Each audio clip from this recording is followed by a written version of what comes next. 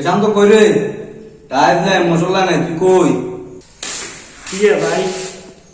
ওরে এই জায়গা কি টাইম নাই, মশলা নাই, কিছু হতো না, তুই ঘুমাই।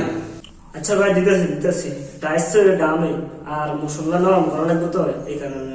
আচ্ছা ভাই, দিতেছি। কি টাইম দাম মশলা নরম করতে হবে, বুঝলাম না তো কাম করেন কতক্ষণে?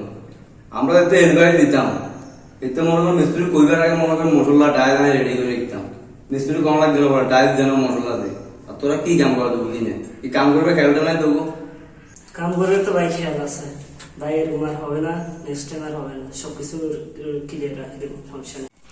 মিস্ত্রি তোর মনে করে বারা বারা ডাক দিতে না, বুঝতো? কি লাগে না লাগে তুই খেয়াল করবি। টাইল না থাকলে টাইল দিবি, মশলা না থাকলে মশলা দিবি। মিস্ত্রি তো মনে হয় কাজে ব্যস্ত থাকে, তোর কাছে তোমার টাকা রাখে কিন্তু খেয়াল রাখবি এদিকে। সারাদিন বারে বের গিয়ে, বুঝতো? এদিকে খেয়াল রাখবি। এই ভিডিওটা কিছু হেল্পারদেরকে বোঝানোর জন্য, কারণ অনেক হেল্পার আছে ঠিকমতো টাইল মশলা দেয় না, বলা সারা।